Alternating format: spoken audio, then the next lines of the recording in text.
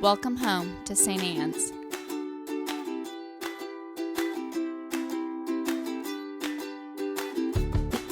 We want you to know that you're welcome to join us at 10 a.m. on Sundays. Please be sure to hit subscribe to receive our sermons. We can't wait to meet you.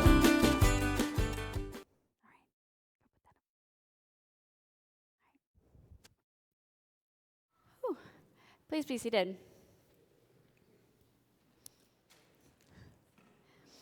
If you guys ever want to know how much I love kids, it is the fact that I'm turning into a high church person because I'm vesting every Sunday, and now we have this huge long procession, and I'm having to go back in my mind to seminary and be like, okay, there's that cross, and then you can have a banner, and then you can have a gospel book, and then you can have a deacon, and you can have another cross, and then pretty soon we're going to have Sanctus bells and incense, and y'all won't know what had happened.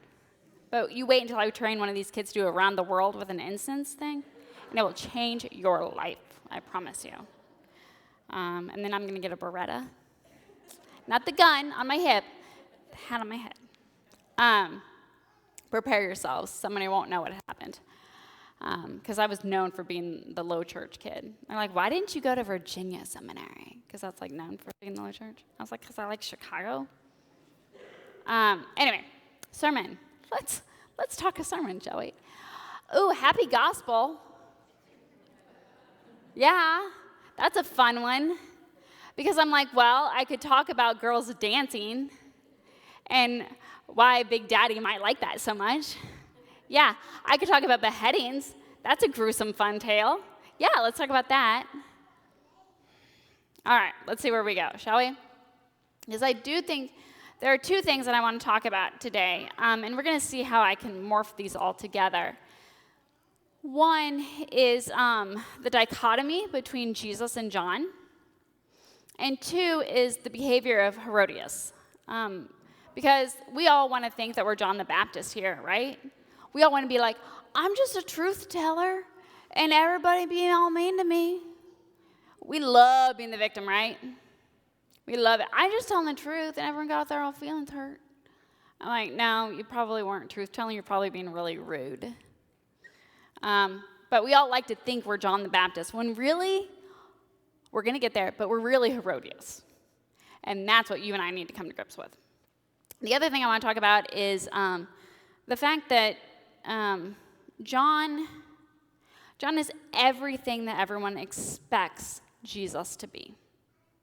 John is everything that a religious man should be.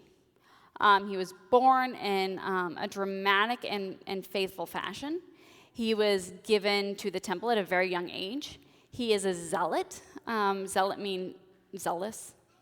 Okay, so it's a section of... Okay, never mind. I'm not going to explain it. Anyway, he's a hardcore person. He's one of the desert fathers. He's hanging out in the desert. He's living an ascetic life. He's making good choices. Not so much with Jesus. So a hardcore religious fanatic. I mean, he's exactly what we think the Messiah should be. He's all like big and burly and manly. And we like a Messiah who's manly, don't we? Anyway, some people do. So he's everything that we expect. And so when Jesus shows up, Jesus is really not so much what John was. Because John was like bringing the hellfire and the damnation to you. Like, you're a sinner. You're going to die a sinner. Probably should get baptized because maybe that might get you in. But like all the big things, right? He's screaming at you, he's yelling at you, all this and all that. And then Jesus comes along. Jesus is the exact opposite. Jesus is the exact opposite of John. He's really not super big and burly. He has not been living even close to an ascetic lifestyle. I'm just going to tell you, we don't know what he was doing for sure because they didn't write it down. There's a reason they didn't write it down. There's a reason the disciples didn't write down what Jesus was doing, because it would not sound like what John was doing. Because I promise you, because already Jesus got in trouble for living life a little too well when he was Jesus, the Christ. So like we know that he has not been living the life that John was. He's much more soft-spoken. He jokes a lot. He's funny. Everybody loves being around him. He's not screaming sinners and vipers all the time. Very, very different people. The problem that you and I sometimes have is that we think being faithful and religious looks one way, when really the gospel of God is projected in all sorts of voices in all sorts of different ways. And they're both very, very important voices. Whatever your voice is, however you share the gospel, that's important and that's valid. Sermon 1, check. Now we're going to get where I sound a little bit more like John, and you guys are not used to my sounding like John because I'm not terribly Johnny. But I think it's really important because I need to hear it, we all need to hear it. Because we like to think that we're the victim. We cloak ourselves in self-delusions and all sorts of things that we think. You want to know why Herodias is mad? Because John was right. Anyone else have somebody come to you where you've made a bad choice? And they say, hey, you made a bad choice. And you go, kapow! I don't want to hear about me making no bad choices. You're a jerk. There is a reason that we talk about bringing somebody's head to somebody on a platter.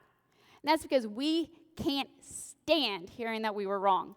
Like, I know I went too loud because he's like, well, bring down the mic. She's getting too loud. We don't want to hear that something about us is wrong or flawed or we might need to be doing something different. We hate that. And Herodias hates it because John is right. John is right. She shouldn't be married to Herod. It is wrong. It is wrong. It is against the laws of that time. And in that culture, in that place, it is wrong what she's doing. She could say, made some bad choices. John is right. Let's dial it back. Let's reflect a little bit. Gather some self-awareness, I don't know, get a life coach, whatever, and make some different choices. Or you could say, that blank, blank, blankety, blank, blank, blank, I'm going to kill him. How dare he say that I did something wrong? How dare someone speak to me in that way? How dare they? And then you kill them. And then you kill them. And not only that, the way in which you destroy the person is pretty horrific, right? What is the world losing by her anger and her lack of self-awareness? A lot. What is the world losing because of our anger and our lack of self-awareness? What are you and I missing? Because we're so busy being angry and defensive. Because we all have blind spots. We all have blind spots. And 99.99999% of us are not okay with someone coming to us and saying, Meg, ooh, that was not cool. Maybe dial it back. Maybe do some reflection. Maybe take some time and realize that you made a mistake. We don't like that, do we?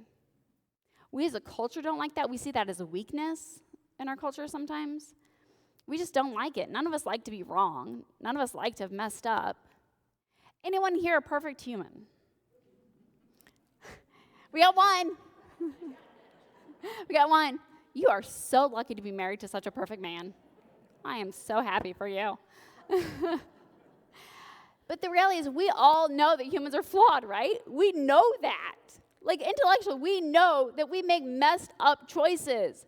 We know that we are flawed. We know that we're human. So why is it such a big deal for us to really, truly, emotionally come to grips with that? Why is it so hard for us to acknowledge, okay, I messed up. I need to change. I need to reflect. Why can't we be open-minded about that? Why is self-awareness such a painful reality for all of us? But it is. You and I struggle with truth. We're really good about telling other people all the things that they're doing wrong all the time. We're really good at being everyone else's life coach. I'm right here to tell you all the things you're doing wrong. I can fix your life in 30 seconds. You just give me a chance. But when I look in the mirror, that's a lot harder to do. And it's a lot easier to lash out and be angry and ask for somebody's head on a platter, right? So much easier. So much easier. Especially in today's culture where we just respond. We react. We're looking to cut off anybody's head at any chance. But what is the world missing? What are we losing? What voices, what change could have happened if you and I weren't busy cutting off heads? How could we be different? How could we make better choices? How could the world be a better place if we were more open to the voices that make us go, oof, what if I'm wrong? What if I'm wrong? And what if instead of biting your head off or refusing to listen, what if I turn around and I take a look? It doesn't mean that I have to like the voice that I heard that from. But I'm going to tell you, even a stop clock is right twice a day. So it's worth listening.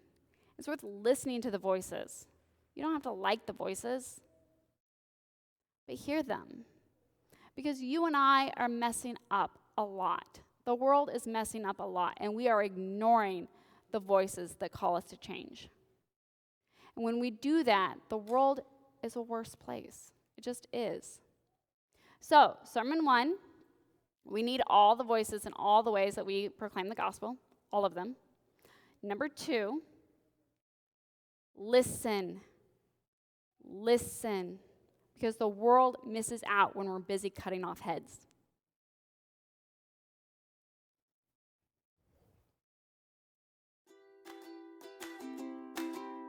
We want you to know Also, that you're welcome to join us at 10 a.m. on Sundays. Just think about that image. Please be sure to hit subscribe to receive our sermons. Gross. We can't wait to meet you.